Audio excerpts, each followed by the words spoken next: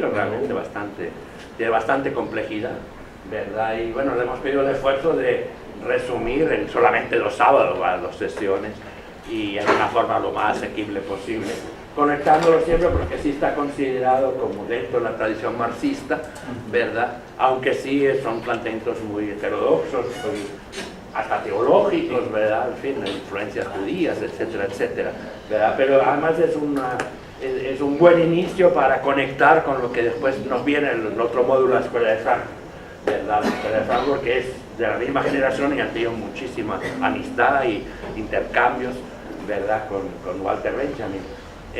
Y también anunciarles, ¿verdad? Bueno, ya iniciamos, de que para el siguiente módulo estamos abriendo la oportunidad a personas que quisieran llevar solamente ese módulo, o sea, esos 2 meses, centrados en los 4 autores de la Escuela de Frankfurt, que sería Max Horkheimer, Theodor Adorno, Herbert Marcuse y por último Ernst Bloch. Entonces a las personas que lo quieran llevar como curso libre, ¿verdad? Ellos van a recibir simplemente un certificado de asistencia, pero estamos pensando en la posibilidad de admitir 10, 12 personas o algo así, un poco a enriquecer un poco el grupo, ¿verdad? Porque la tendencia ya lo sabíamos, iba a ir disminuyendo un poco la asistencia. Y entonces a reforzar, digamos, en cantidad del grupo y también en calidad en cuanto también a que nuevas caras, nuevas opiniones, ¿verdad? Pueda refrescar un poco los debates de la segunda parte. Y que varias personas nos habían dicho, mire, para mí imposible un diplomado de 8 meses, pero sí me interesarían tales o tales autores. Entonces, aparentemente hay bastante demanda para estos autores, ¿verdad? No sé si para el último módulo, que son planteamientos actuales, filósofos vivos, etcétera, pues a lo mejor también hay demanda, lo vamos a considerar, ¿verdad? Pero en principio estamos abriendo y le estamos mandando a ustedes también esa información para que por favor nos ayuden a difundir, ¿verdad? Vamos a abrir unos cuantos días para la inscripción, porque entonces ese curso libre titulado La Teoría Crítica y la Escuela de Frankfurt arrancaría el 8 de julio y termina el 2 de septiembre, son 8 sábados, ¿verdad? Y entonces pues esta persona, bueno, yo creo que lo vamos a manejar como un listado aparte, ¿verdad? Porque no son las mismas características de ustedes, ¿verdad? Las condiciones económicas son las mismas, ¿verdad? Estamos pidiendo los $100 por estos 2 meses, ¿verdad? Pero el personal UCA, estudiantes de la UCA, etcétera, 50%, ¿verdad? Que sale a $25 al mes en este caso. Pero, repito, si esa especie de refuerzo pues sería a partir del 8 de julio, sí, ¿verdad? En 15 días. Pues sin más, los dejo con José Ramón, ¿vale? Vale. Tuya. Pues buenos días. Y lo primero, pedirles disculpas porque tengo la garganta mal desde el miércoles. Pero bueno, haremos un esfuerzo. Estaba presentando la Escuela de Frankfurt. Bueno, Walter Benjamin como tal no perteneció a la Escuela de Frankfurt, pero es, digamos, es un acólito de todos estos que le han mencionado. Hasta el punto de que yo diría que, bueno, para empezar, los frankfurtianos nunca escribieron un libro. Y eso es una cosa que tiene que quedar muy clara, porque además escribir un libro sería contradictorio con su propio pensamiento. Claro, lo que no significa que no escribieran, porque escribieron y muchísimo, pero artículos.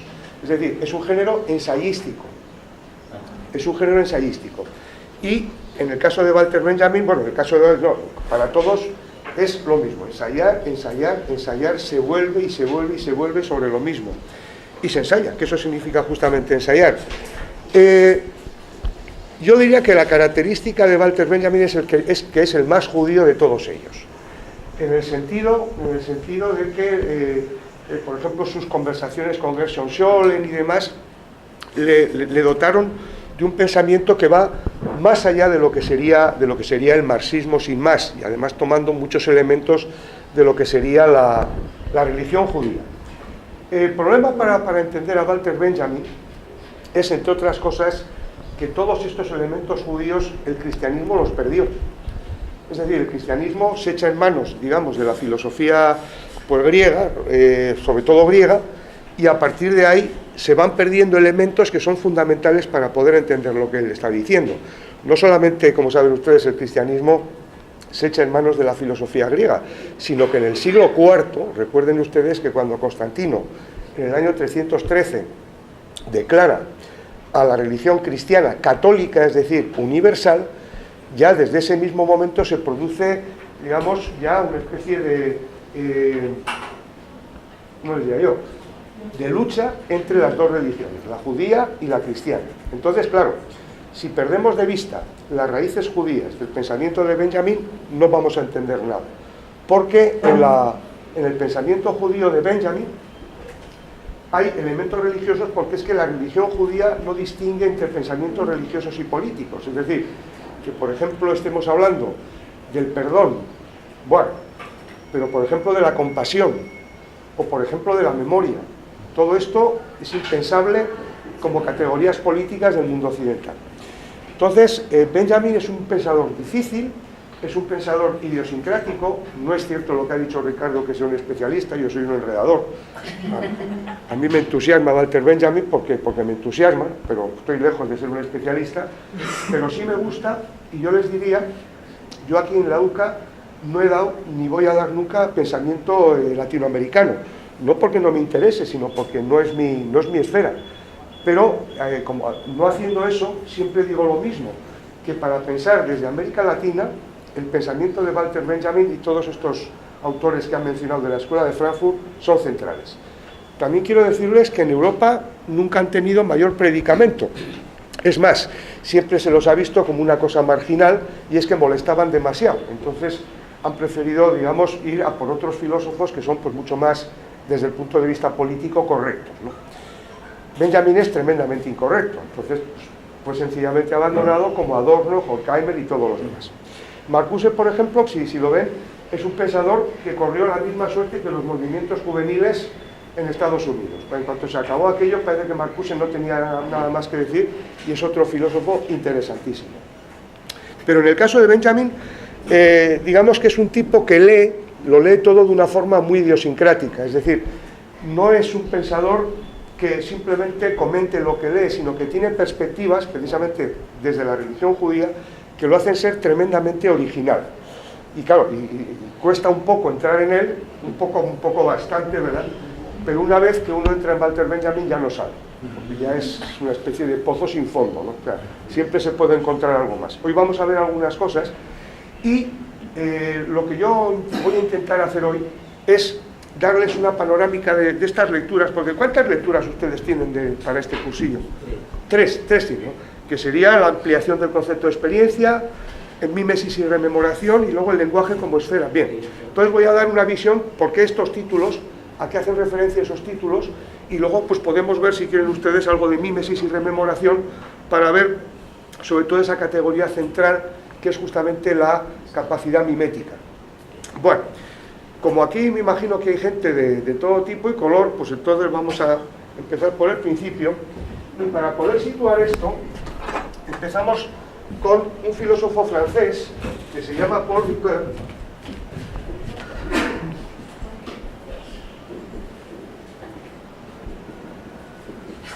Fíjense que voy a empezar, por ejemplo, hay dos que son muy similares en título, que es la ampliación del concepto de experiencia, fíjense bien, en Benjamin, de Kant al surrealismo, y luego el lenguaje como esfera de superación de las categorías sujeto y objeto. Entonces vamos a ver por dónde va esto, y después ya les voy a leer algunas cosas para ir poco a poco asentando. Bueno, Paul Ricoeur habla de los filósofos de la sospecha.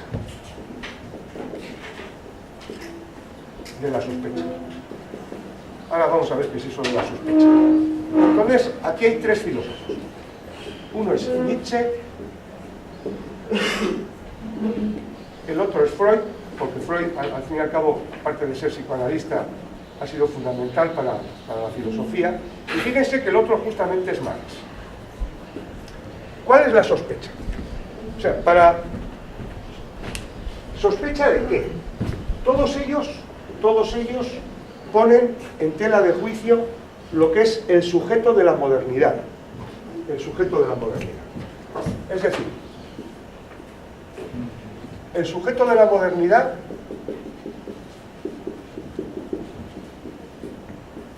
así por simplificar, sería, fíjense bien, un sujeto muy sólido, un sujeto macizo, un sujeto macizo que se enfrenta a un mundo al cual categoriza y automáticamente lo hace suyo. Es decir, absorbe al mundo en ideas. Este sería el idealismo, ¿de acuerdo? Un sujeto muy sólido, muy bien constituido, que proyecta sus categorías, luego lo vamos a ver un poquito más en Kant, para que sepan de qué estamos hablando, y termina absorbiendo el mundo. Esto es justamente lo que van a poner en tela de juicio. Y, por ejemplo, en el caso de Nietzsche, sigo manteniendo el mismo orden, a través de lo que sería su filosofía animal. Su filosofía animal. Vamos a ver, a pesar de que este no es un curso, ni mucho menos sobre Nietzsche, les voy a poner aquí un texto de una pensadora que creo que es alemana, pero lleva viviendo en Chile cualquier cantidad de tiempo, que se titula precisamente La filosofía animal de Nietzsche. Se lo pueden bajar de internet y este libro es central, entre otras cosas, para ir desechando todas las tonterías que se han podido decir de Nietzsche, que si era nazi, que si fascismo, olvídense de eso. En este texto, y sobre todo en lo que es su filosofía animal, lo que se pone en tela de juicio es ese sujeto de la modernidad, ¿de acuerdo? ¿Para hacer ver qué? Para hacer ver algo mucho más vital. Cuando ustedes lean en Nietzsche el término humano, es sinónimo de gregario, es sinónimo, digamos, de sujeto que no es capaz de hacerse su propia vida, hasta el punto de que Nietzsche está considerado como un precursor de lo que sería el existencialismo, ¿de acuerdo? Los voy a dejarlo ahí. Hay una cosa, como luego va a haber preguntas, ya trataremos un poco más esto si quieren, y por supuesto no hace falta que les diga que si en mi exposición hay algo que no se entiende o que quieren que vuelva a tratar, rápidamente lo hacemos, no tengan ningún empacho, a pesar de que luego va a haber preguntas. Bueno, en el caso de Freud, fíjense bien, aquí tendríamos lo que sería el psicoanálisis. Bueno, vamos a ver, para resumir lo que viene a decir Freud, si ustedes leen un texto que él escribió para divulgar lo que era el psicoanálisis, hay una frase que se ha repetido hasta la saciedad, y dice Freud que la humanidad ha recibido tres insultos. El primer insulto que recibió fue el insulto astronómico, es decir, pensábamos todos que la Tierra era el centro del universo. Entonces aparecen una serie de científicos que dicen que no, que la Tierra no es el centro del universo, sino que estamos viviendo en el extrarradio. Bueno, de acuerdo. Vale, vivimos en el extrarradio, pero al fin y al cabo somos seres humanos. Entonces aparece el insulto biológico y dice Darwin que no, que venimos del mono. Por tanto ya la cosa empieza a ponerse peliaguda. Pero claro, después entonces digo, bueno, bien, de acuerdo, venimos del mono, pero tenemos conciencia. Y entonces aparece Freud y dice, no, ustedes lo que tienen es un inconsciente. Con lo cual, hemos terminado. Es más, fíjense que en el caso de Freud, él presentó hasta dos sistemas. En el primer sistema, él habla del sistema consciente, del inconsciente y del preconsciente. El sistema consciente sería el que nos relaciona con el exterior.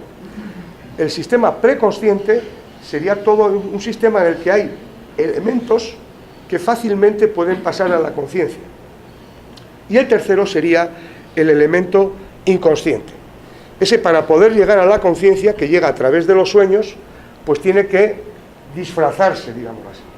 Los sueños, fíjense, para Freud son siempre deseos no realizados que se realizan en los sueños. Pero ahí tampoco vamos a seguir mucho, porque tampoco es para hablar de Freud, porque si no, no acabamos nunca. Pero fíjense que luego ya el segundo sistema todavía fue peor que el primero. ¿Por qué? Porque en el segundo sistema aparece el yo, el ello y el superior. Y llega a ese sistema porque pensaba él que la represión, para evitar que lo inconsciente llegara a la consciencia, era consciente también la represión. Y después llegó al convencimiento de que no, Y entonces fíjense bien que este sistema es desastroso para, en fin, dentro de lo que es el insulto psicológico, porque tanto el ello como el superyo forman parte ya justamente ya del inconsciente, y entonces aparece el yo sencillamente como una especie de pequeña isla en medio de un océano permanentemente en tormentas. Y entonces, claro, lógicamente este sujeto que decíamos de la modernidad, que proyecta sus categorías al mundo y el mundo le devuelve toda una figura ya organizada, pues ha desaparecido. Y entonces ahora vamos a Marx. Fíjense bien, porque esto es muy bueno. Marx. En Marx, ¿qué tenemos? El ser social y la conciencia. Antes de hablar nada de Kant, para ampliar un poquito más esta idea, ser social y consciente. Vale, pero un momento que... ¿Dónde he dejado? Es que no quiero borrar con la mano porque... Un segundo. Vamos, ¿dónde está el borrador? El borrador está aquí. Aquí está el borrador. Está perdido. Vamos a ver. Conciencia. Ah, es igual. No. Ah, tengo todo aquí, gracias. Inconsciencia. Vamos a ver.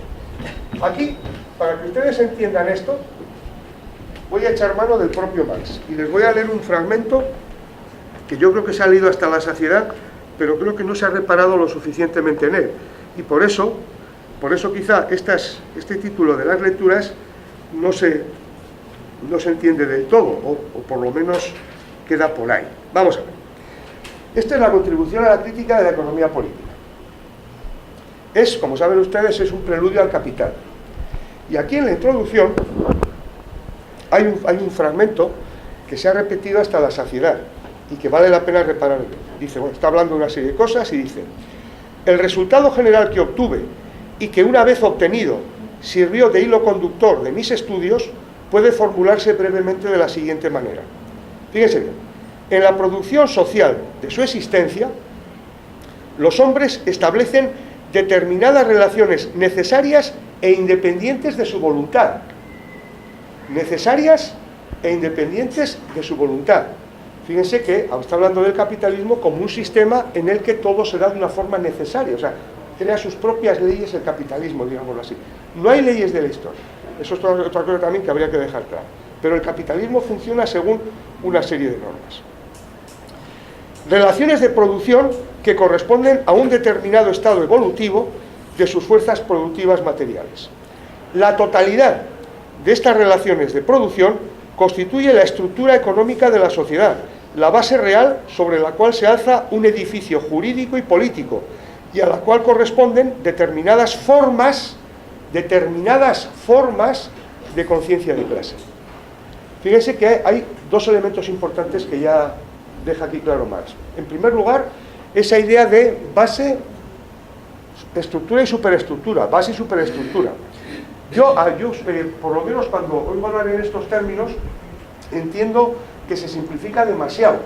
Y esto ha llevado a creer, por ejemplo, que Marx tiene una tendencia, digamos, economicista, es decir, a poner la economía en la base de todo.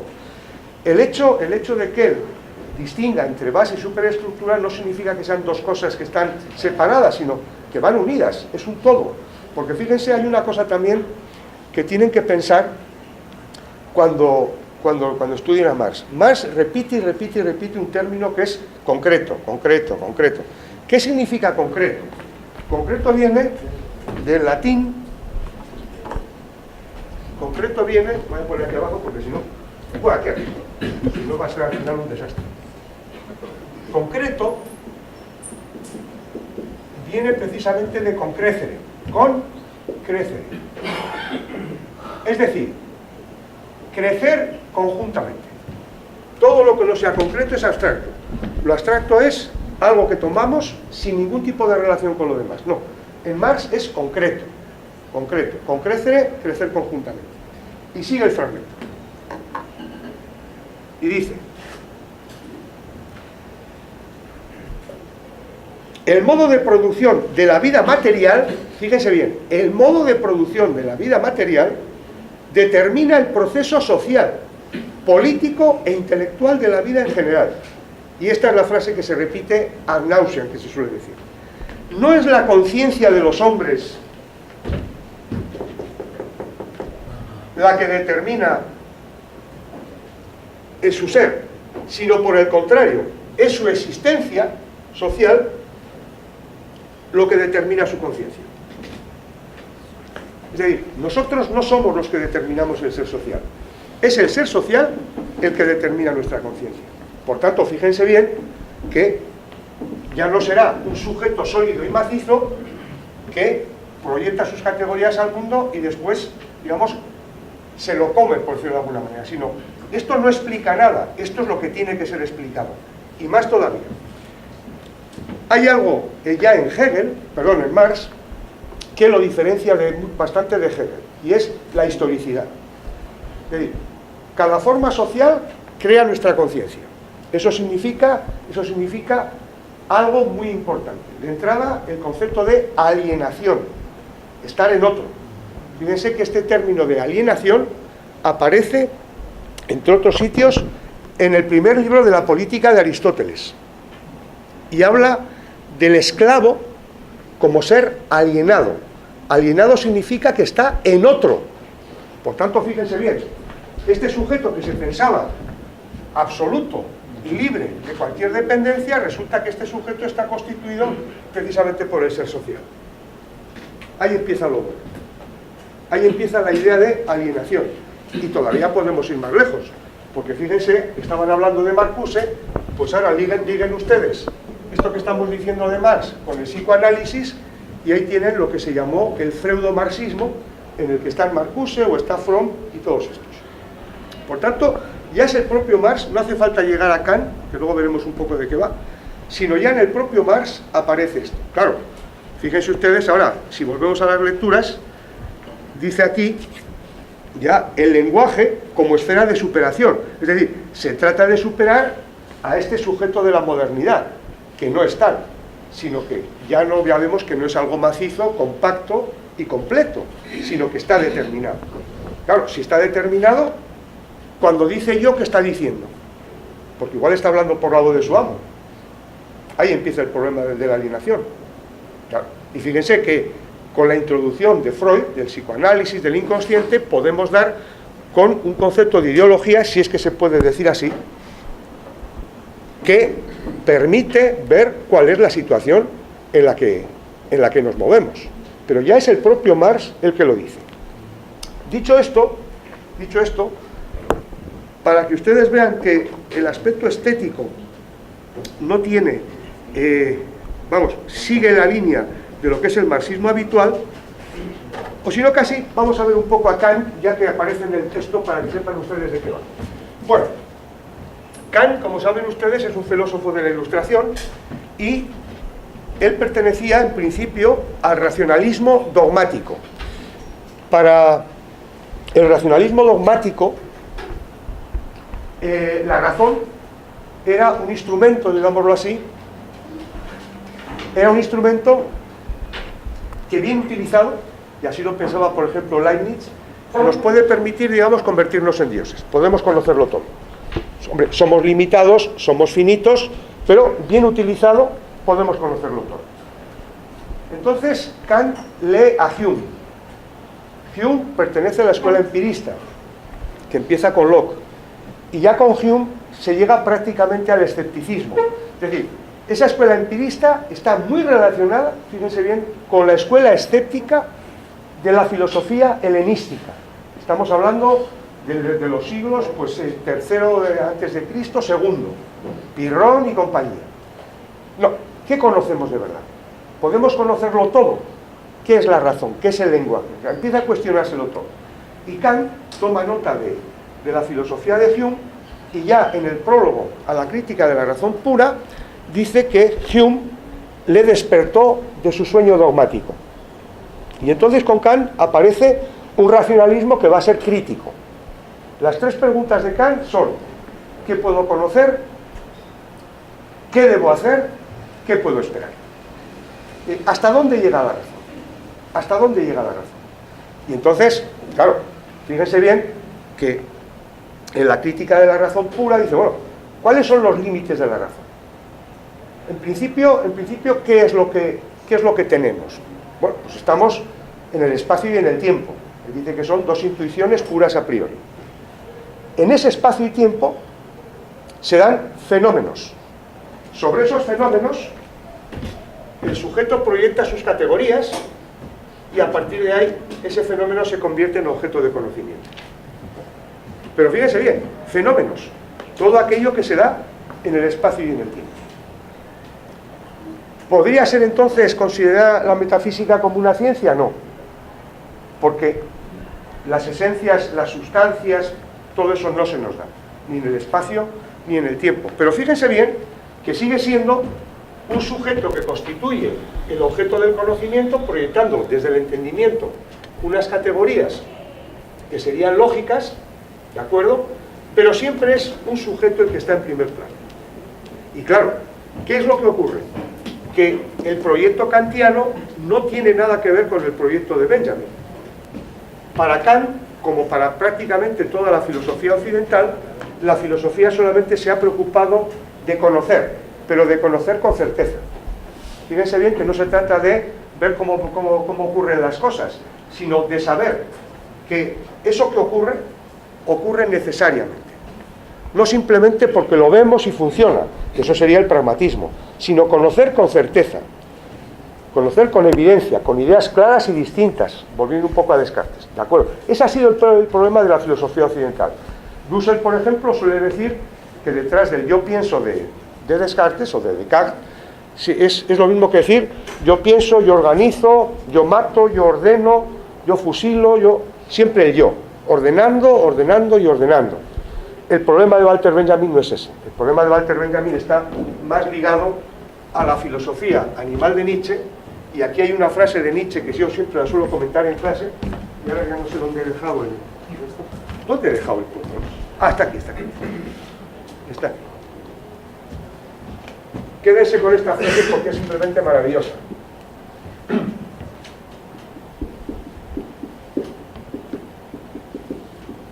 Y aquí vamos a enlazar con todo lo que es la estética de Benjamin.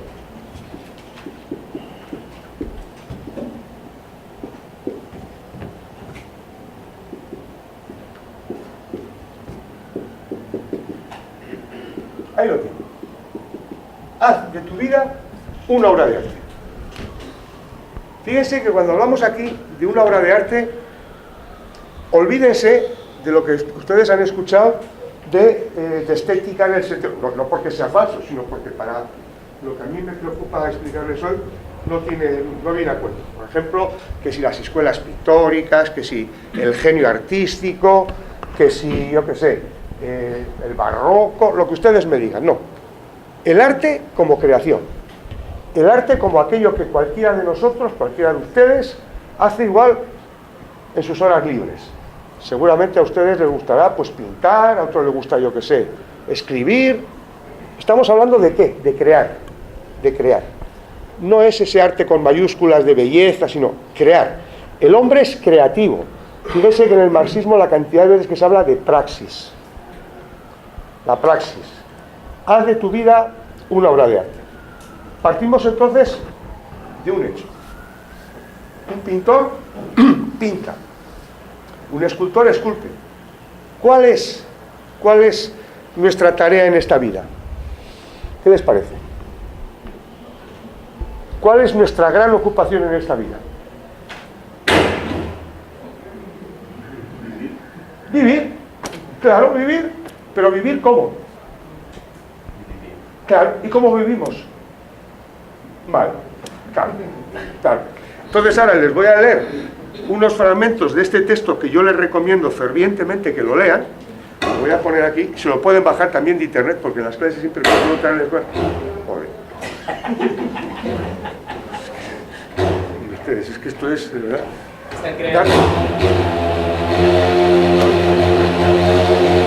¿Tienes algo?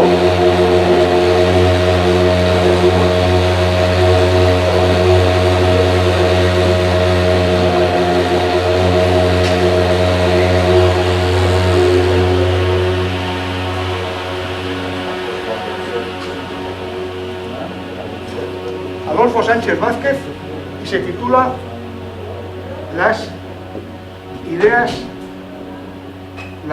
estéticas en Marx. Las ideas estéticas de Marx. Esto, por si no conocen a este filósofo, él era español. Tuvo que salir de España después de la guerra civil y fue a la Unión Soviética. Él tradujo algunos de los textos que allí se publicaban y terminó sus días en la UNAM.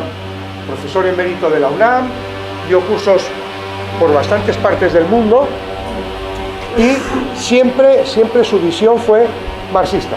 Creo que fue además el primero en escribir una introducción al pensamiento de Althusser, también. Un libro que pueden encontrar en la biblioteca. No sé si se puede bajar de internet, pero lo pueden encontrar ahí. Entonces, este hombre empezó a escribir una colección de artículos sobre Marx, y claro, lo primero que dice es, nada más empezar, bueno, a Marx lo hemos conocido como político, como sociólogo, como economista, pero bueno, ¿pero alguna vez Marx escribió algún texto de estética? Nunca. Entonces, ¿cómo dar con ese Marx que se relaciona con la estética? Déjenme leerles unas frases porque son extraordinarias. Y hoy he hecho lo que nunca suelo hacer, que es poner uno de estos tips para que pueda leerlo. Vamos a ver, no, estaba por aquí. Un segundo, ese está aquí. Aquí está. Fíjense bien. La producción material capitalista se opone al hombre justamente por lo que tiene de ser creador. Es decir, mientras yo les leo esto, me gustaría que pensaran a la vez en un proletario atado a una máquina y alguien que crea. ¿De acuerdo? El artista. Fíjense, o sea, vayan comparando. La producción material capitalista se opone al hombre justamente por lo que tiene de ser creador. ¿Qué se crea en el capitalismo? ¿Qué se crea? Mercancías. ¿Es la obra de arte una mercancía? Lo puede convertir el capitalismo, y de hecho lo hace. Pero ¿una obra de arte es una mercancía? ¿Ustedes cuando pintan, por ejemplo, creen que eso es una mercancía? Pues bien, de ahí que sea incompatible con el trabajo libre, creador, y que solo pueda admitir el que realiza el hombre como una actividad forzada, extraña, no propiamente creadora, o sea, el trabajo enajenado en su forma concreta de trabajo asalariado. Es decir, un artista es un creador. ¿El trabajador qué es? Justamente lo contrario. Justamente lo contrario. Aquí empieza justamente la estética de Walter Benjamin. No en el sentido de un artista por ahí, el gran artista, el genio, sino cualquiera de nosotros. Y fíjense, no se pierdan de vista la frase de Nietzsche. Hacer de nuestra vida una obra de arte. Por tanto, lo que tenemos que hacer es esa cosa que llamamos vida y que es nuestra y que es nuestro gran trabajo, como un artista crea una obra de arte, hacer con nuestra vida eso. ¿Cómo podemos hacer eso? ¿Atados a una máquina? Nunca. Por tanto, el capitalismo ¿a qué se opone? A la vida. Ya no es la producción de mercancías, se opone a la vida. Entonces, claro, fíjense bien que esto no tiene nada que ver con ese sujeto que proyecta categorías y el mundo se las devuelve. Si estamos hablando de que nuestro objeto a trabajar es la vida, ahí hay una praxis, ahí hay un toma y daca que nunca termina. Que nunca termina. ¿De acuerdo? Ahí hay una especie como de dialéctica, pero fíjense bien, dialéctica negativa, que eso les explicará muy bien Marta cuando venga a hablarles de Adorno. Ese es uno de los grandes filosofemas de Adorno, la filosofía negativa. Si luego quieren en la segunda parte podemos hablar algo de ello. Les voy a leer otra, porque aquí es donde aparece lo bueno. Dice, el trabajo artístico que se encarna en la obra de arte como objeto útil que satisface una necesidad específicamente humana de expresión, objetivación y comunicación, es un trabajo concreto, fíjense bien, y por tanto no puede ser indiferente a los aspectos individuales cualitativamente distintos de esa actividad.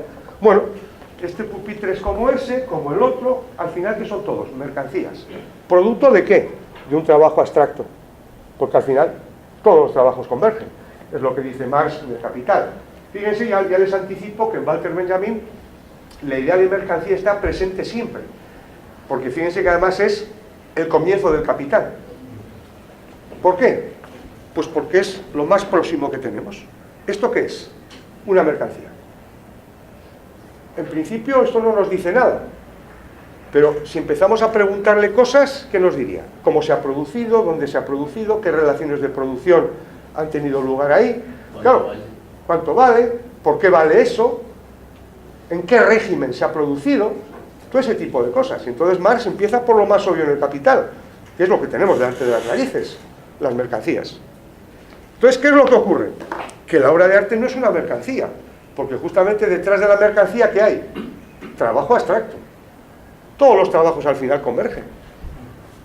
Pero detrás de una obra de arte, ¿cómo comparamos, por ejemplo, yo qué sé, las Meninas de Picasso con la Gioconda de Da Vinci? ¿Qué tipo de equivalencia establecemos ahí? ¿Son cuadros? Ahí hay un trabajo concreto. Fíjense, otro término importante en Marx, para que vean ustedes de lo que estoy hablando. Marx habla mucho de la objetivación del ser humano. Es decir, el ser humano se objetiva en el sentido de, por ejemplo, pensemos en el caso del pintor, que estábamos comentando ahora. Yo pinto un cuadro. Ese cuadro soy yo. Y yo soy ese cuadro. Fíjense que hay dos líneas. Yo soy ese cuadro, yo me reconozco en ese cuadro es obra mía, y a la vez yo soy también ese cuadro. El cuadro soy yo y yo soy ese cuadro.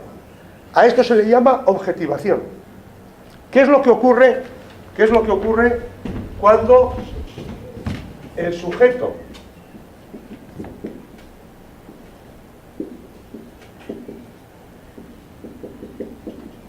aquí tienen ustedes un proceso de objetivación, sujeto-objeto? ¿Qué pasa en el capitalismo? Esto no se da. Esto no se da. Simplemente se da esto. Hay un sujeto que crea un objeto. Sí, pero el sujeto no se reconoce en ese objeto. ¿Qué hay entonces? Pérdida de experiencia. Fíjense bien, ya estamos empezando a tocar algunos temas de Benjamin. Pérdida de experiencia. Y sobre todo, ¿qué hay? Alienación. Ya no hay objetivación, porque no vuelve la relación. Yo no me encuentro justamente en ese objeto que acabo de crear. Fíjense que el artista sí, cualquiera de ustedes, por muy malo que sea pintando, estará orgullosísimo de sus obras de arte. Por muy malo que sea. Es una labor creativa. Bueno, pues eso soy yo también. Pues soy un mal pintor, pero ahí estoy yo como creador. ¿Qué pasa con el obrero? Jamás se puede reconocer en eso. Ahí no hay ninguna experiencia de nada.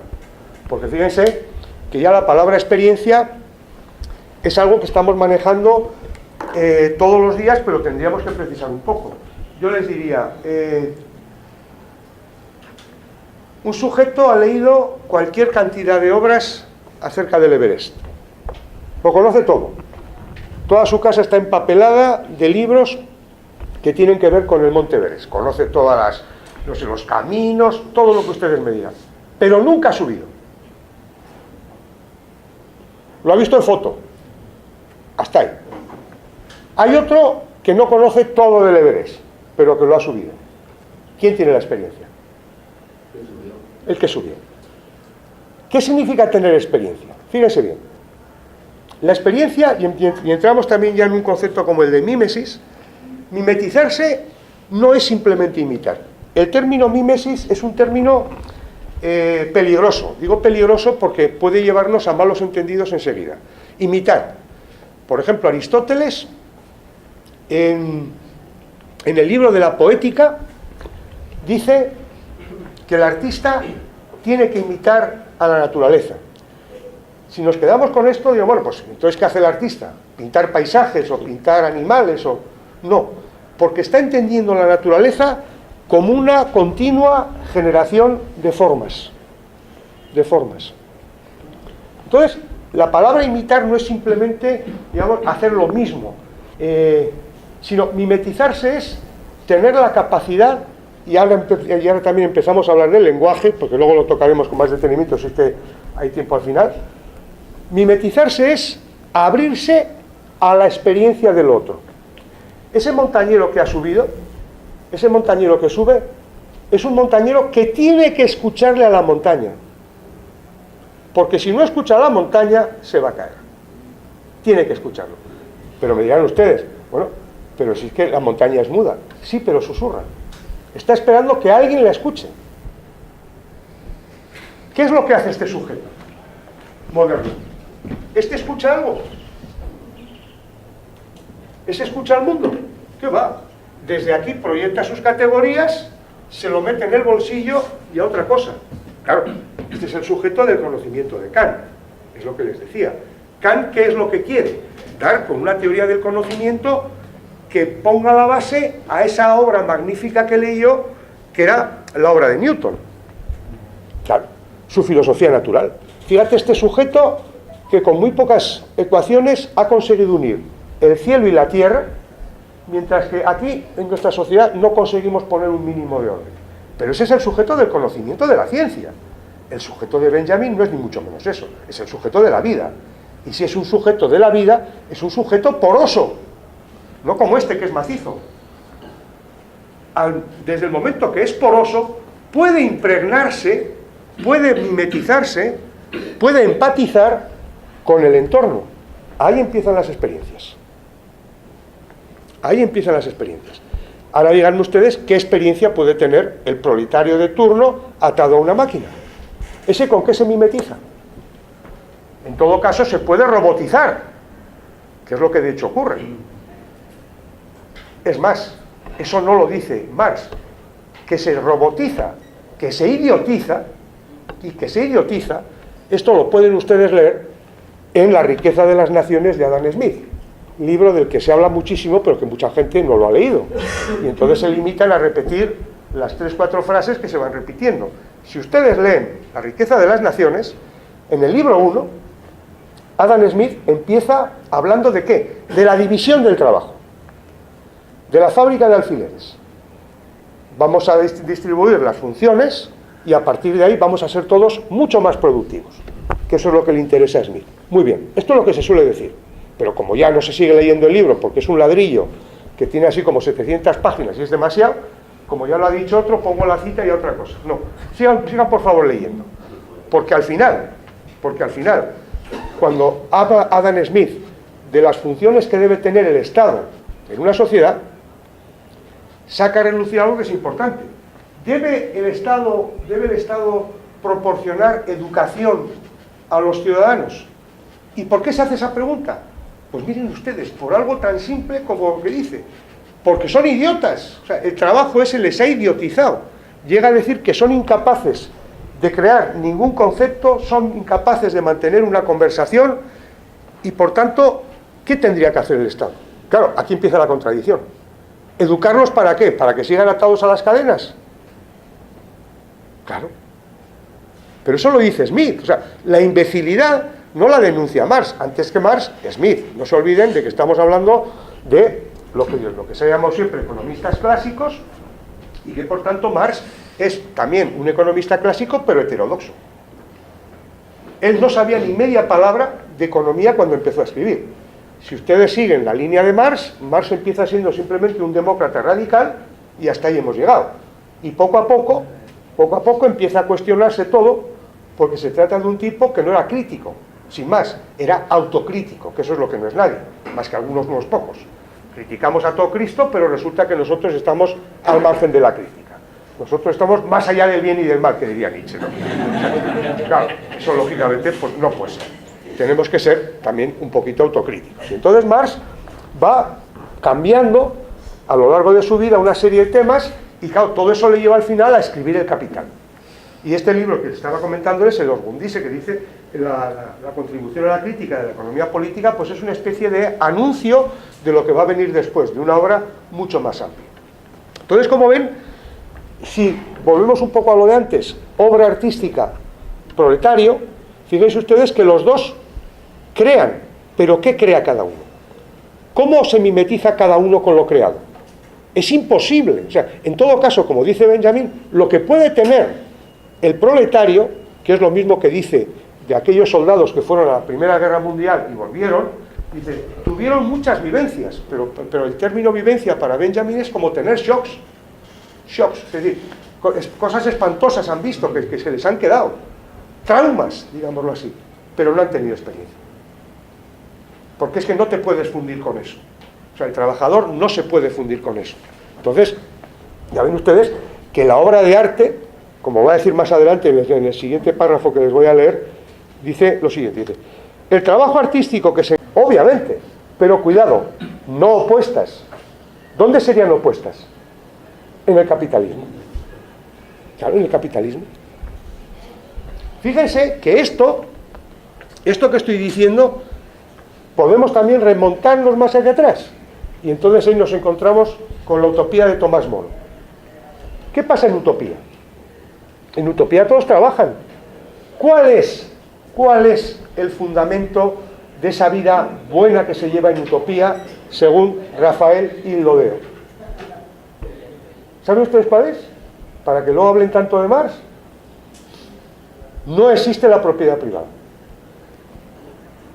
No existe. Esa es la base de la isla utopía de la que habla Tomás Moro. No hay propiedad privada. Todos los utopianos tienen que trabajar. Mujeres y hombres. Todos conocen la agricultura. Y a partir de ahí, los hombres trabajan en oficios, digámoslo así, más penosos, que requieren más esfuerzo, y las mujeres en otros que son menos penosos. Hay una jerarquización del trabajo de cuál es el primer... No, todos los trabajos son iguales, todos visten igual. ¿Saben ustedes cuántas horas trabajan al día en utopía? Entre 3 y 4 horas. ¿Y entonces a qué se dedican el resto del tiempo? Coño, pues a vivir. ¿Qué les estoy diciendo? Marx tiene mucho que ver con Aristóteles. Marx fue un gran lector de Aristóteles. ¿Y Aristóteles de qué habla? De la vida digna, del bios teoréticos. El bios teoréticos no es simplemente tumbarse y mirar al cielo, estar contemplando, es vivir la vida. De eso está hablando también Walter Benjamin. Una vida digna. ¿Qué pasa en el caso de Aristóteles? La escolé, es decir, el ocio, que ahí viene la palabra latina escola y la nuestra escuela, escolé, que significa ocio en griego, es algo que solamente pueden disfrutar ¿quiénes? Aquellos que tienen dinero, aquellos que tienen esclavos. Los esclavos trabajan y yo vivo. Hombre, es muy interesante para Marx lo que dice Aristóteles, pero es que después de este sistema se puede lograr. ¿Quiénes trabajaban en aquella Grecia? Los esclavos. ¿Quiénes pueden trabajar en el día de hoy? Coño, por las máquinas, que para eso están. Y si trabajan las máquinas con X horas que trabajemos lejos de una institución como es la propiedad privada de los medios de producción, fíjense que de un plumazo hemos eliminado todas las lacras que tiene este sistema. Para empezar, la plusvalía. ¿Cómo puede haber plusvalía si no hay propiedad privada de los medios de producción? ¿Cómo puede haber explotación? En esa sociedad de Rafael y Lodeo, la utopía de Tomás Moro, los niños juegan con los diamantes como si fueran canicas. El dinero no tiene valor. Claro. Pero no es Marx el que dice que el problema es la propiedad privada. Es Tomás Moro. ¿Y qué les voy a decir ya si volvemos ya a los evangelios y todo ese tipo de cosas? Pero ya sería ya la acabose, ¿no? Pero en cualquier caso, en fin, porque como siempre se le achaca a Carlos Marx su gran invención de acabar con la propiedad privada, para que vean que no es original, ya viene de antes. Por otro lado, para que vean de qué hablamos, y seguimos también hablando de Benjamin, mercancías, obra de arte, piensen ustedes que Aristóteles es el primero que plantea la división entre valor de uso y valor de cambio. El valor de uso para Aristóteles es el primero. ¿Por qué? Pues porque los zapatos ¿para qué están? Pues para calzárselos. La silla ¿para qué está? Para sentarse. Sin embargo, nosotros no. Y detrás del término mercancía, ¿qué hay? La preponderancia del valor de cambio. Se produce para vender. Y entonces, ¿qué es lo que ocurre? Que podemos encontrarnos con una humanidad pasando hambre continuamente en medio de la abundancia. ¿Y qué pasa? ¿Que esos bienes no sirven, no tienen valor de uso? Claro que tienen. ¿Qué es lo que no tienen? Valor de cambio. Claro. O sea, todo esto se viene abajo simplemente si pensamos lo mal que vivimos, que al final esa es la pregunta. lo mal que vivimos. A partir de ahí se puede leer tranquilamente todo lo que dice Benjamin, porque es una filosofía de la vida. ¿De acuerdo? Es una filosofía de la vida. Eliminen ustedes. Claro, esto no es una filosofía de la vida. Esto es una teoría del conocimiento. ¿Para qué? Sencillamente, para dominar. Para dominar. Y gracias a esta ciencia sin conciencia que hemos elaborado, tenemos el mundo que tenemos. Es decir, aquí la crítica a la ciencia, y esto lo digo porque alguna vez me lo han preguntado, la crítica a la ciencia no es a la ciencia en sí, la crítica es al cientifismo. Creer que solo la ciencia tiene la verdad. Claro, fíjense ustedes en esto. Si solo la ciencia tiene la verdad, si solamente detrás de la ciencia está la razón, ¿qué hacemos con la política? ¿Qué hacemos con la estética? ¿Qué hacemos con la ética? ¿Dónde va a parar todo eso? Al campo de lo irracional. Ah, entonces aquí vale todo. ¿Creen que no? Escuchen esto. Este es el manifiesto de Giacomo Marinetti, perdón, Tommaso Marinetti, del movimiento futurista. Les voy a leer algunas de las cosas que se escribieron. Y detrás de esto está ese modernismo reaccionario que al final fue el nazismo. Fíjense, y lo voy a ligar con algunas cosas de Nietzsche. Nosotros queremos cantar el amor al peligro, el hábito a la energía y a la temeridad. ¿Qué decía Nietzsche? Nietzsche decía, aparte de esto, decía que hay que vivir peligrosamente. ¿Qué significa vivir peligrosamente? Que vivimos sin seguridades, sin certezas, que tenemos que hacernos nuestra vida día a día y no sirven ideologías de consuelo ni nada similar. El párroco que te aconseja, el gurú que te dice con quién te tienes que casar y qué amigos debes de tener, todo eso ha desaparecido. Solos ante el peligro, y eso es vivir peligrosamente. Eso es lo que hace realmente el animal nietzscheano. El humano no puede vivir así. El humano se busca siempre algún consuelo, se busca alguna ideología que le oriente. No, vivir peligrosamente es eso.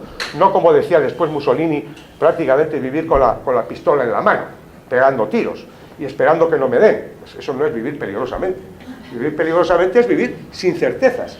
Esto que dice Nietzsche es lo que después vamos a ver con la ausencia de metarrelatos. Eso es justamente una de las ideas de la modernidad. Nosotros queremos exaltar el movimiento agresivo, el insomnio febril, el paso de carrera, el salto mortal, la bofetada y el puño. Un automóvil de carreras con su cofre adornado de gruesos tubos similares a serpientes de hálito explosivo, un automóvil rugiente que parece correr sobre la metralla, es más bello que la victoria de Samotracia. No hay belleza sino en la lucha. Nosotros queremos glorificar la guerra, sola higiene del mundo, el militarismo, el patriotismo, el gesto destructor de los libertarios, las bellas ideas por las que se muere y el desprecio a la mujer.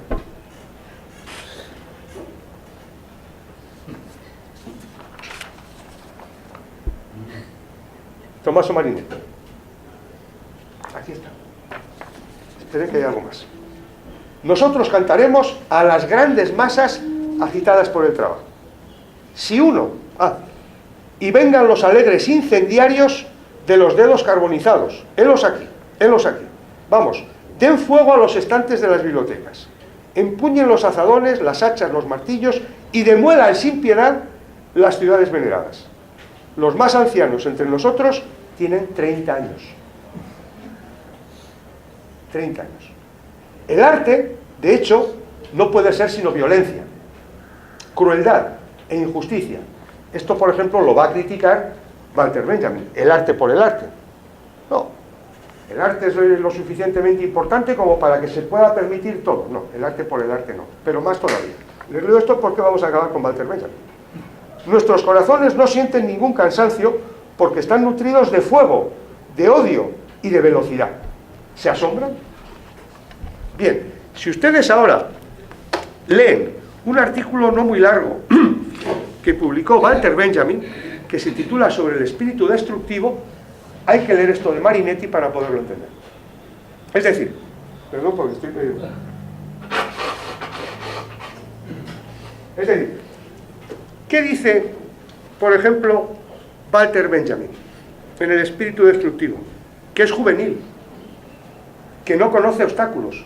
Donde nosotros vemos una resistencia, él no ve nada. Es cruel. Todo lo que va diciendo Marinetti es así. Piensen ustedes, por ejemplo, el caso de los nazis. Porque claro, no se puede entender la filosofía de Walter Benjamin si no pensamos en su época. Los nazis, ¿qué tenían? Una idea estética de la política. También la va a criticar Walter Benjamin. ¿Esa idea estética en qué consiste? En hacer del mundo una obra de arte. Si ustedes vienen aquí a la UCA desde el punto de la mañana, verán que todos los días hay un montón de jardineros quitando hierbas aquí, poniendo un camino allí, quitan, ponen. Pues eso es lo que hacían los nazis. Eso es lo que tenían en mente los nazis, hacer del mundo una obra de arte. Entonces, donde nosotros vemos poblaciones, donde nosotros vemos seres humanos, ellos no veían más que unos obstáculos que se pueden eliminar tranquilamente. Polonia, por ejemplo, como saben ustedes, iba a ser el lugar de expansión. Iban a acabar con todos los polacos. ¿Tuvieron algún problema en acabar con los judíos? No, tampoco. ¿Por qué? Si al fin y al cabo eran bacterias. Claro, eran bacterias y más. Por tanto, ese espíritu destructivo va ligado a un espíritu estético. Contra ese espíritu estético va a ir Walter Benjamin. Ahí no hay ningún tipo de experiencia de nada. Ahí no te mimetizas absolutamente con nada. Fíjense que mímesis y experiencia son dos ideas que tienen que ver con la vida. Si las llevamos mal, como antes ustedes me decían, pues vivimos mal. Si las llevamos bien, pues vivimos bien. ¿Queda claro? ¿Alguna pregunta hasta aquí? Vamos a ver. Entonces vamos a entrar un poquito en esta primera lectura para ver lo que dice. Bueno, Florencia Badi, no les he dicho, esta es una doctora en filosofía argentina, que publicó una tesis preciosa, que también se la pueden bajar de internet, que se titula Conocimiento y Redención. Conocimiento y Redención. Esa es su tesis doctoral. Preciosa. Y están después estos artículos. Entonces vamos a ver qué dice aquí. Habla, fíjense bien, habla de la mímesis y dice: la facultad mimética, dice, consiste en producir y percibir semejanzas. Percibir, fíjense, producir y percibir semejanzas. Benjamin llega a afirmar que todas las funciones superiores del hombre están determinadas por esa facultad. El presente trabajo se propone mostrar que la rememoración, fíjense qué importante es esto, la rememoración, punto central para poder distinguir a Walter Benjamin de cualquiera de los marxistas que le precedieron, incluso de Marx. Marx, ¿dónde se queda? Marx se queda aquí, ¿y dónde mira Marx? Hacia adelante. Ahí es muy hegeliano. El pasado está clausurado. ¿Qué hace Benjamin? No mira hacia allá, mira hacia allá. Por eso yo les decía que desde América Latina la filosofía de Benjamin tiene mucho que decir. Fíjense que la gran aportación para mí de estos filósofos, y no me olvido de esto, es que, y siempre lo digo en clase, tienen dos perspectivas. Son centro y periferia. Yo soy centro, soy europeo. Ustedes son periferia, pertenecen, digamos, a América Latina. Estos son centro, son alemanes, pero son judíos, son periferia. Por tanto, dos visiones,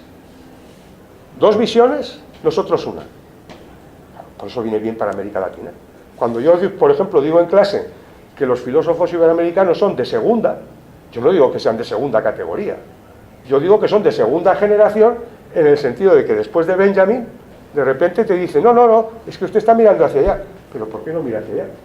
¿Y qué es mirar hacia allá? Mirar el pasado. ¿Y por qué se mira el pasado? Porque no está cerrado. El pasado está abierto. Ahí están las víctimas. Y eso va a ser la clase del próximo sábado, cuando veamos las tesis de la historia. No está cerrado. Fíjense ustedes que, si hablamos en términos hegelianos, estamos siempre hablando de ¿qué? De ir hacia adelante. De ahí viene la idea de progreso. No, es que el pasado está abierto. Por tanto, si el pasado está abierto, hay una rememoración. Que fíjense que esa memoria no es la memoria platónica, aquel que recuerda las ideas y demás que teníamos en el topos Ouranos. No, es el pasado de las víctimas. La historia no está cerrada. si la historia no está cerrada, y claro, aquí aparece una categoría política que en el mundo occidental haría reír, que es la categoría de redención.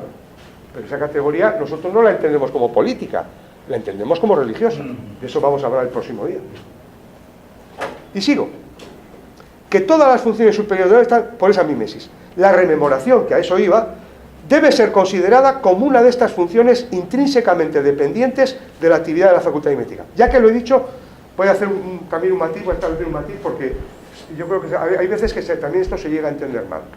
Todos estos autores son críticos de Hegel. Hegel es un filósofo como la copa de un pino. O sea, sin Hegel no hay filosofía. Y todos han leído a Hegel para decirle adiós. Así de claro. Es decir, por la ley del péndulo, fíjense ustedes, que una vez que terminamos con Hegel, aparecen ¿quiénes? Pues todos estos que se han llamado irracionalistas. Por ejemplo, Schopenhauer, Nietzsche. Pero irracionalismo no significa que aquí vale todo y aquí decimos todo, sino sencillamente lo que decíamos antes, que esa razón tiene un límite. Que hay, como decía Pascal, el corazón tiene razones que la razón no comprende. Una cosa que hay que tener presente. Pero hay que estar de acuerdo con Xavier Zubiri cuando dice que toda la filosofía moderna es un diálogo con Hegel. Todos estos han sido grandísimos lectores de Hegel. El que inicia un poco la línea esta de la escuela de Frankfurt, filosofía judía y demás, es Franz Rosenzweig. Y no se olviden de que Rosenzweig escribió su tesis doctoral sobre Hegel.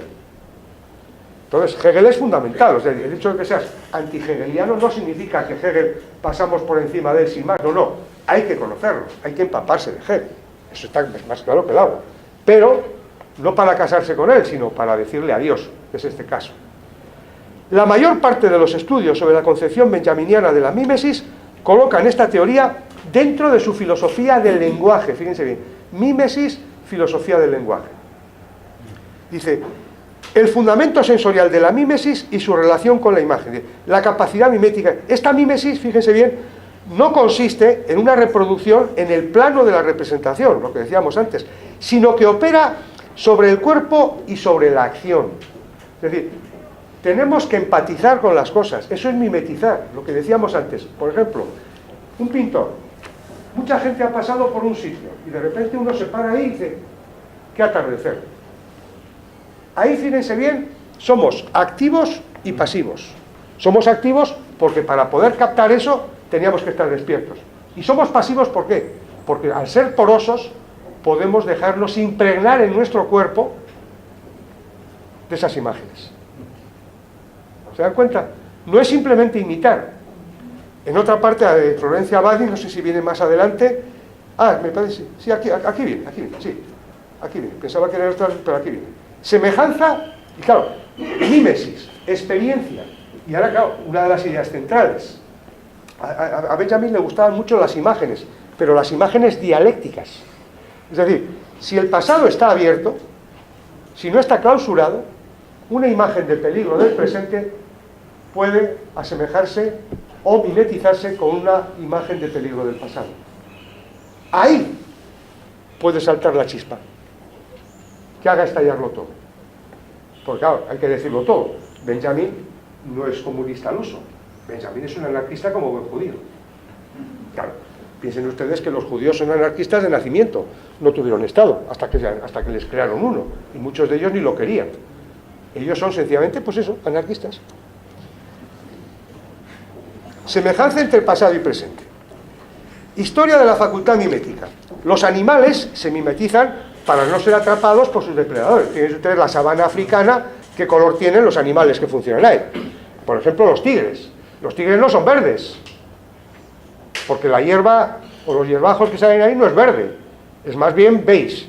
¿Y cuál es el color del tigre? Claro, para mimetizarse, que es decir ya el camaleón, eso ya es ya el artista ya de la mímesis, ¿no? Pero ¿qué pasa con los niños? ¿Qué pasa con los niños? Dice, Benjamin destaca que los niños no se limitan a imitar a otras personas, por supuesto que lo hacen, el vendedor, el maestro, como no, es la primera víctima de la imitación, ¿verdad? Sino que también juegan a ser un molino o un tren. ¿Claro? Ser un molino o un tren. ¿Cómo que ser un molino o un tren?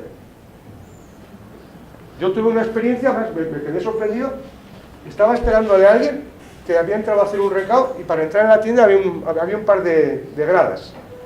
Pues en la primera grada estaban 2 niños ahí sentados que estaban convencidos de que estaban en un submarino. Y entonces se movían y tal, y las órdenes que le daba el uno al otro. Claro, visto desde fuera, eso que es un espectáculo grotesco. Pero si te metes en el submarino de los niños, terminas viviéndolo como ellos. ¿Con qué no se puede mimetizar un niño? Con todo. ¿Qué es lo que ocurre cuando vamos siendo mayores? Pues que se va acabando esa experiencia. Nos hacemos serios, adultos, honrados. No se rían, lo estoy suponiendo, vamos. Y dice, sino que también juegan a ser un molino o un tren. La facultad mimética determina la relación del hombre con su entorno en general. Para eso que tienes que estar despierto, ser poroso, dejar que las cosas te entren. A este sujeto macizo, definitivo, granítico, a este no le entra nada. Este lo que hace es proyectar, ordenar, jerarquizar. A este no le viene nada. Pero este es el sujeto del conocimiento, no es el sujeto de la vida. La experiencia, en Kant, es la experiencia que tiene un científico, no la experiencia vital de la que habla Walter Benjamin. No se trata de la mímesis como copia por parte de un individuo de un modelo exterior, sino que la adaptación supone una, fíjense bien, aquí está justamente el término, una relación de permeabilidad. Me tengo que dejar impresionar, pero fíjense que aquí estamos hablando ya de sujetos pasivos activos. O sea, yo tengo que estar despierto y eso significa que soy activo, porque si me duermo no veo nada. Pero por otro lado soy pasivo en el sentido de que me dejo impresionar. Eso es la vida. ¿Quién es el que vive bien? Pues el que tiene muchas experiencias. Ese es el sabio, no el que sabe muchas cosas. La sabiduría en Grecia, ¿en qué consistía? En saber vivir. Claro, saber vivir. Y fíjense que esa idea de saber vivir, una idea central, por ejemplo, que pueden ustedes encontrar en toda la filosofía helenística, el cuidado de sí, que también tocó Michel Foucault en uno de los cursos universitarios, el cuidado de sí, el preocuparnos de nosotros mismos. No podemos hacer cualquier cosa si nos tenemos un mínimo de estima. El cuidado de sí.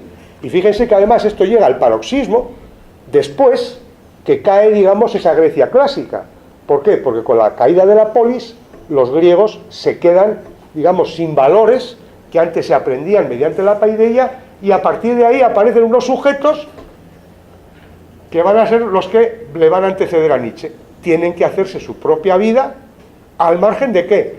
De todos esos discursos que se habían pronunciado en aquella Grecia. Ahora empezamos de cero.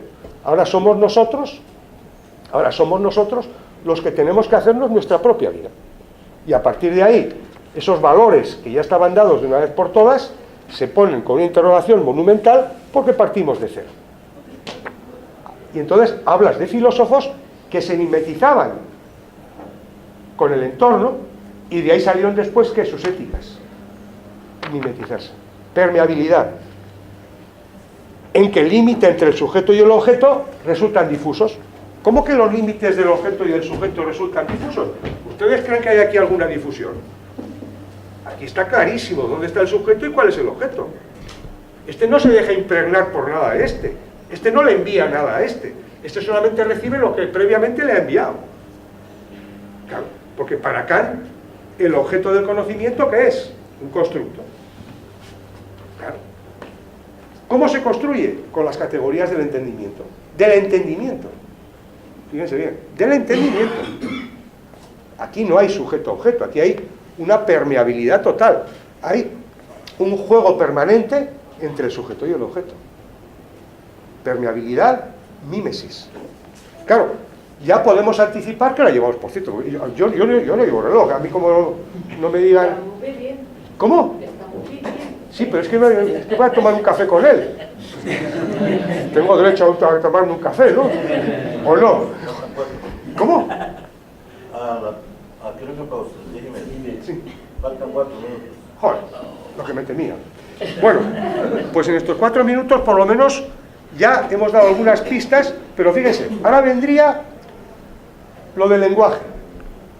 ¿Por qué Walter Benjamin echa mano en su teoría del lenguaje del Génesis. Porque él habla de un lenguaje adánico que se ha perdido. Porque habla de la labor del traductor que debe consistir en ir llevando las lenguas que hablamos paulatinamente a esa lengua adánica que un día hablamos y que hoy hemos perdido por la cháchara. ¿Por qué ese toque místico? ¿Por qué ese toque místico? Pues miren ustedes, hay varias razones. La primera, ¿cómo se maneja este sujeto cuando trata con el objeto? ¿Qué son las categorías? Los conceptos primarios. Son conceptos. ¿Y qué hace el concepto? Encierra, clasifica y lo mata. ¿Por qué? Porque le quita la vida. ¿De qué está hablando Walter Benjamin? De la vida. ¿Cómo puede entonces manejar conceptos? El lenguaje en Walter Benjamin no puede ser un instrumento. Por el lenguaje conocemos las cosas. No, en el lenguaje las conocemos. Dios ha creado las cosas y las conoce. Pero le da al hombre la capacidad de nombrarlas. ¿Qué pasa? Esa capacidad de nombrar me lleva a la montaña de antes. ¿Qué hace el alpinista? Habla con la montaña. No, la montaña es muda, no, susurra. Si eres capaz de escuchar, susurra. Al susurrar, tú le pones un nombre porque ella te está diciendo qué es. No tú dices qué es eso, le impones un ser, sino que ella te dice cómo debe ser nombrado. Es justamente lo contrario al concepto. Si ustedes quieren entender algunas cosas de Benjamin, lleven los términos al otro lado. ¿Cuál sería el lenguaje por excelencia repugnante, asqueroso, vomitivo? Pongan todos los adjetivos que quieran. ¿Cuál sería ese lenguaje? Un lenguaje que Benjamin escuchó y escuchó y escuchó en aquella época. Sí. ¿Cómo? El fascismo. Sí, pero ¿qué lenguaje tenía el fascismo? La propaganda. Es decir, si alguna vez se utiliza el lenguaje como instrumento, esa es la propaganda. ¿Qué es lo más lejos de la propaganda? La poesía. El lenguaje poético. Pero claro, esto no suena raro. Tranquilidad y que no cunda el pánico. Si ustedes leen a Giorgio Colli, un filósofo italiano simplemente extraordinario, pero extraordinario, un filólogo, pero de los más finos que yo he podido conocer, escribió un librito, un ensayo largo, que se titula El nacimiento de la filosofía. ¿Y saben ustedes lo que dice? Que en el nacimiento de la filosofía, ¿qué había? Estupor. ¿De dónde viene la palabra estupor? ¿Con qué otra palabra podíamos relacionar el estupor? Con estúpido. Con estúpido. Pero claro, una estupidez, digamos, mística y creativa. Porque, ¿qué es lo que ocurre cuando Aristóteles dice la filosofía empieza con el estupor? Para que uno se quede estupefacto ante algo, ¿qué es lo que tiene que hacer? Dejarse penetrar. ¿Dónde empieza la filosofía? Con el estupor. Claro. ¿Cuál es entonces el lenguaje, ese lenguaje adánico que hemos perdido? Pues ese lenguaje que te llevaba a mimetizar con las cosas, a permeabilizar con ellas, a simpatizar con ellas, a escucharlas. Fíjense bien, escuchar. Y todo lo que estoy diciendo, yo no soy, ya les he dicho, ningún especialista ni en nada ni en nadie. Soy simplemente un salsero, pero no uno que baila salsa, que es un poco lo que entenderían ustedes. Y un salsero en España es el que está metido en todo lo demás. Bien, todo esto que les estoy diciendo, de otra manera, ¿saben ustedes dónde pueden leerlo? En Ser y Tiempo de Heidegger. Ser y Tiempo de Heidegger. El ser en el mundo es como estar en la realidad en Zubiri, y para este sería estar en la vida. Estar en la vida. Heidegger, ¿de qué habla? Estar en el mundo. ¿Qué hace el Dasein para Heidegger? ¿Qué hace? Escuchar, no hablar. Se dice que tenemos 2 oídos y una boca para que escuchemos el doble de lo que hablamos, cosa que no hacemos. ¿Verdad? Entonces, lo importante es escuchar. Por ejemplo, para el ser humano, el ser es el que le constituye.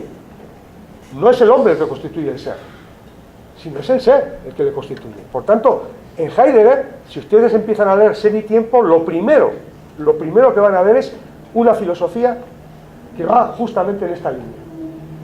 Una ruptura de sujeto-objeto. El sujeto no es lo que constituye, es lo constituido, por tanto lo que tenemos que explicar. No partimos bien. Por tanto, todas estas categorías que estamos viendo, mimesis, experiencia, estamos viendo, fíjense, hay el surrealismo. Vamos a ver, ya con esto terminamos y nos vamos a tomar el café, luego tenemos tiempo para hablar. Vamos a ver, usted que se ríe tanto. ¿Usted cree en el príncipe azul? Me da lo mismo lo que me conteste. ¿Sabe por qué? ¿Sabe por qué? Porque le iba a decir lo mismo. Si me dice que sí o me dice... Nunca me ha dicho una mujer. El otro día por llevarme la contraria una me dijo que sí. En una clase. Pero siempre me dicen que no. ¿Qué es eso del príncipe azul? ¿Existe o no existe? ¿Eso qué sería? ¿Puro positivo? Ah, no existe. Sí, claro que existe. Claro que existe el príncipe azul. Sí existe. Cuidado. No. Claro que existe. Pero ¿saben ustedes cómo existe? En otro tipo de realidad. La realidad de Zubiri no son los hechos. Es el imaginario. Desde el momento que usted me ha contestado, es que ha entendido la pregunta. ¿A que usted, por ejemplo, alguna vez ha escuchado hablar de la princesa Rosa? ¿Sí? No me diga que sí. Otro que quiere llevarme la contraria. Entonces, forma parte del imaginario. Entonces, si ustedes leen a Zubiri, la realidad tiene distintas capas. Por eso, claro, ¿qué es lo que queremos saber? Queremos saber en realidad lo que es la realidad. Pero la realidad nos supera. En Zubiri tienen otra crítica a este tipo de filosofía. Cuando él habla, por ejemplo, de inteligencia sentiente, ¿qué significa? Estar en la vida. Es más, ya con esto termino y luego si quieren en la siguiente hora charlamos. ¿Qué es lo que le gustaba a Iacuri de Zubiri? Eso yo se lo he escuchado a él. O sea, no, esto no me lo han contado, la única vez que lo vi en mi vida. ¿Qué es lo que le gustó a Iacuri de Zubiri? Estar en la realidad. Pero es que estar en la realidad, ¿qué significa? Estar comprometido con la realidad. Ahí no va a descaquearse, no, esto no va conmigo, no, es que estás ahí, es que de ahí no te vas, Entonces, lo que era una lectura metafísica igual en Zubiri, se transforma en una lectura política en el caso de Iacuri. El compromiso, el estar ahí. Y entonces, en el caso de Zubiri, ¿qué es? Una inteligencia sentiente, pero ya es una inteligencia sentiente que significa no únicamente proyectar categorías, sino vivir. Porque fíjense que uno de los problemas que tiene esta filosofía moderna es que es una filosofía de dualismos. Vayan ustedes a Descartes, la res extensa y la res cogitans. ¿Y ahora qué hacemos con estas dos sustancias? Mire usted, que la glándula pineal, ¿qué coño la glándula pineal? Si no, eso no se lo cree ni usted. El problema es que una vez que separó las cosas, luego ya no las podía unir. ¿Y entonces qué es el ser humano? Cuerpo y alma, razón y pasiones. ¿Qué somos? Un compuesto que vive, que tiene que vivir cada uno su vida. Eso es Walter Benjamin, una filosofía de la vida. No es otra cosa. ¿Cómo? No se puede relacionar con el vitalismo. Bueno, es que lógicamente aquí no hay corrientes puras, es decir, siempre hay, claro, el vitalismo, por ejemplo, pues, por supuesto que sí. Lo que pasa es que en el caso de Walter Benjamin es una lectura de Marx, pero desde la valoración de la vida. Entonces, al valorar la vida, por eso les decía que este texto de Sánchez Vázquez es muy interesante, porque según lo vayan leyendo, se van a dar cuenta precisamente de que uno va entendiendo el capital desde categorías estéticas, lo que hablábamos aquí. ¿Sí? Si, como dice Adolfo Sánchez Vázquez, el trabajo y el arte no se oponen, sino que son dos formas de crear, ¿qué podemos decir del capitalismo? Que las opone. Y si las opone, entonces, ¿dónde estamos? Estamos más cerca de la máquina que de la vida. ¿El trabajador al final puede mimetizarse? Claro que puede hacerlo, se robotiza. ¿Pero eso qué es? ¿Eso es vivir? Eso no es vivir. Claro, eso no es vivir. Fíjense luego, y todas nuestras acciones pasan precisamente porque vivimos mal. porque vivimos mal. Entonces esto es una filosofía de la vida, es un pesimismo, porque lógicamente estos no venden humo, este no trae la revolución en el bolsillo. Ya verán ustedes, cuando veamos las tesis de la historia el sábado que viene, en principio a mí me gustaría ver, pues no sé, pues si podemos ver 3, pues mejor que 2, y si podemos ver 4, pues mejor que 3. Vamos a ver la primera, que es cuando habla de la teología. Vamos a ver la 7ª y la 8ª, que es la visión de la historia desde los vencedores y de los vencidos, y sobre todo me interesa la 8ª, porque ahí aparecen unos conceptos fundamentales. Es un autor que yo no he tocado aquí, hablaré igual, veremos algo más de él la próxima semana, que es Carl Schmitt. Carl Schmitt fue un constitucionalista alemán, nazi perdido, que Benjamin lo siguió con mucho detenimiento, porque créanme que hay que leer a Carl Schmitt. O sea, es un nazi, pero declarado. Pero puedo asegurarles que las verdades que dice Carl Schmitt no se las salta absolutamente nadie. Claro, hay que saberlo leer, digo, porque claro, si vas por ese lado terminas cometiendo disparates, ¿no? Pero, por ejemplo, y ya con esto termino y nos vamos todos a tomar el café, no, es que luego volvemos y charlamos lo que ustedes quieran. Fíjense ustedes cómo empieza la teología política de Carl Schmitt. Soberano es aquel que puede decretar el estado de excepción. ¿Tienen ustedes un poquito de memoria? Sí. ¿Qué pasó en Honduras en 2010? ¿Y quién declaró el estado de excepción? ¿El pueblo soberano hondureño? Si estaba en la cama. Entonces, ¿quién tiene la soberanía? El que decretó el estado de excepción. Eso que no les parece una verdad, pero del tamaño del volcán de ahí, cuando se le hace creer al pueblo hondureño que es soberano. ¿Y el pueblo salvadoreño es soberano? Piénselo. Pues aquello también fue un aviso a navegantes. Entonces, ese estado de excepción es un concepto central en Carl Schmitt, que vamos a ver en la 8ª tesis de la historia de Walter Benjamin la semana que viene.